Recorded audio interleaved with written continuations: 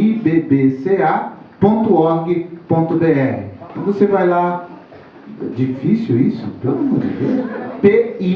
pibbca.org.br.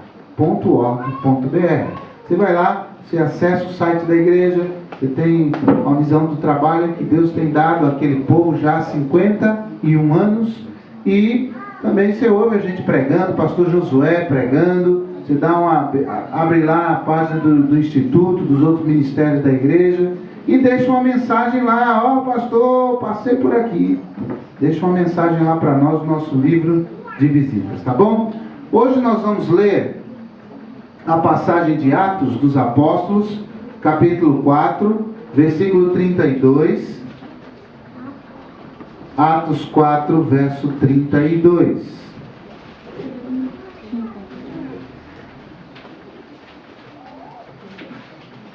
Quem pode ficar em pé, por favor, coloque-se em pé, em reverência à palavra de Deus, para que nós façamos a leitura da palavra do Senhor.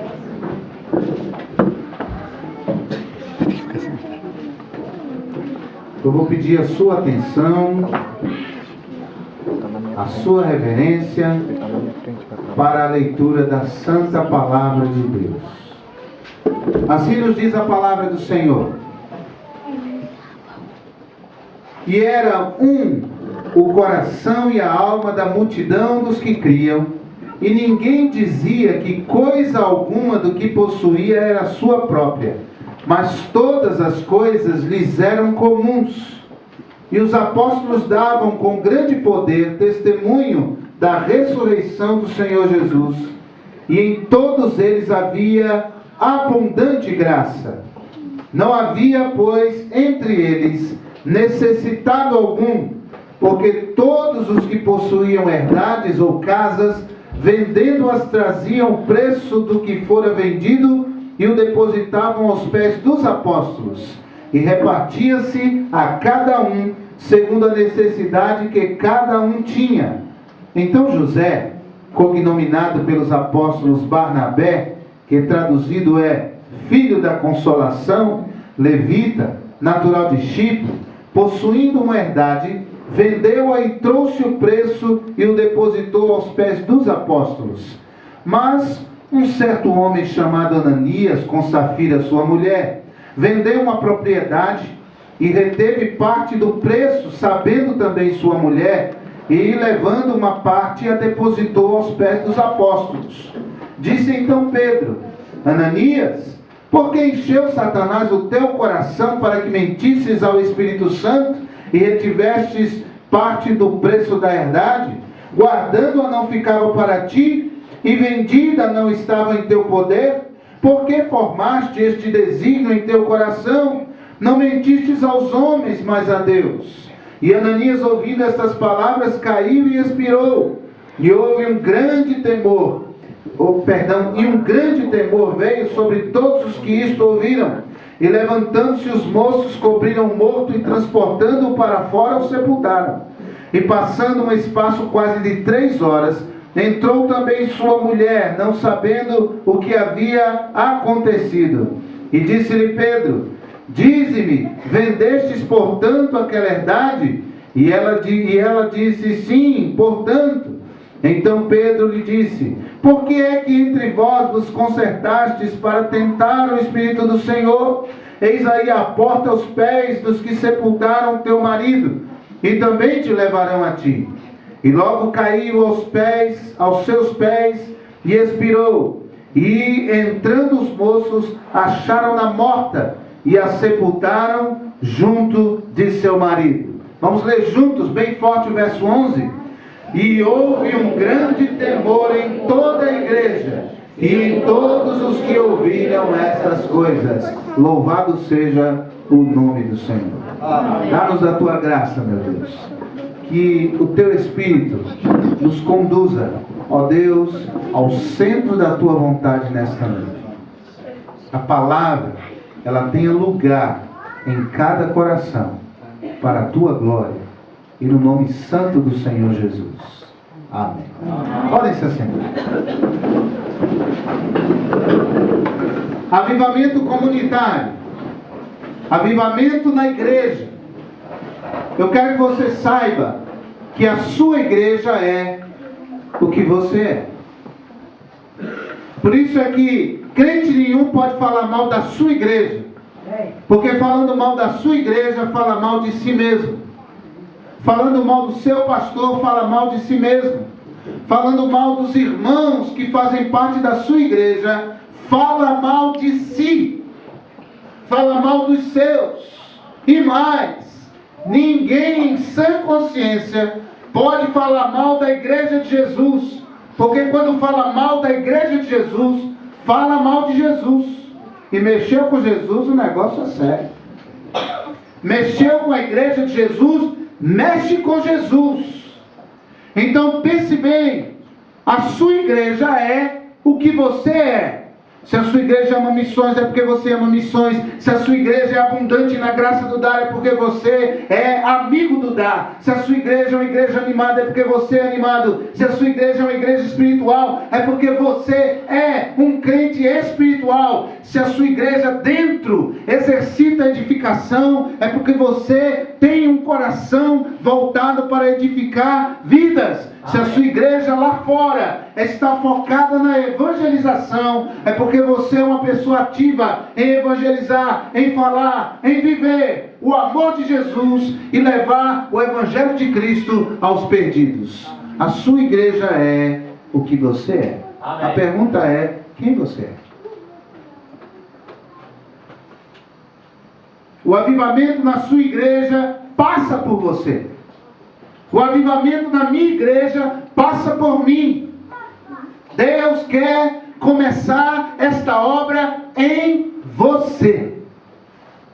Não é na pessoa que está ao seu lado, mas é em você. É através de você. Tudo começa em você. Não esqueça, a sua igreja é quem você é. Essa passagem que nós lemos, ela é super interessante. E ela é forte.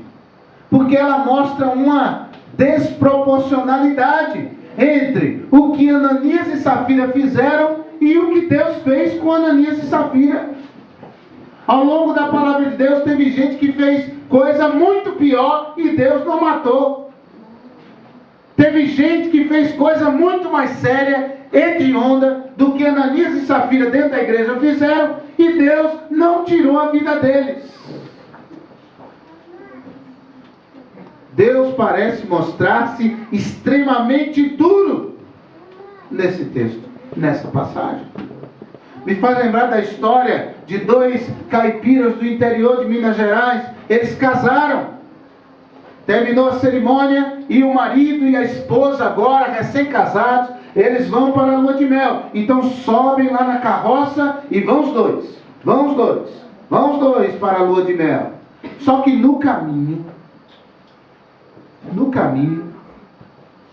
o cavalo empaca. O cavalo para.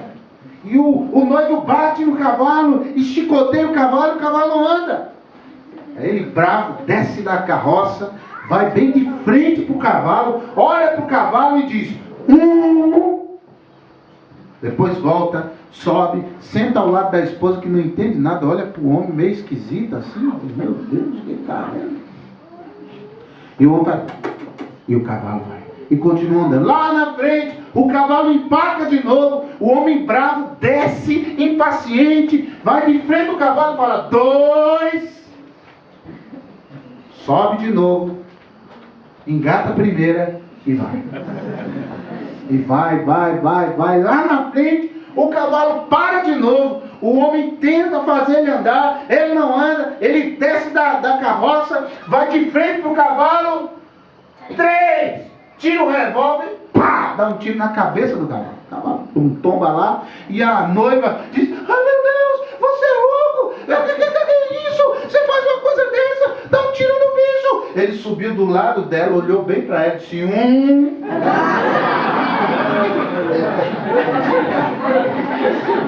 Entendeu, né? Quando eu leio essa passagem sobre Ananias e Safira, parece que Deus desceu do céu, lá na primeira igreja batista de Jerusalém, olhou para Ananias e Safira e disse: 1, 2,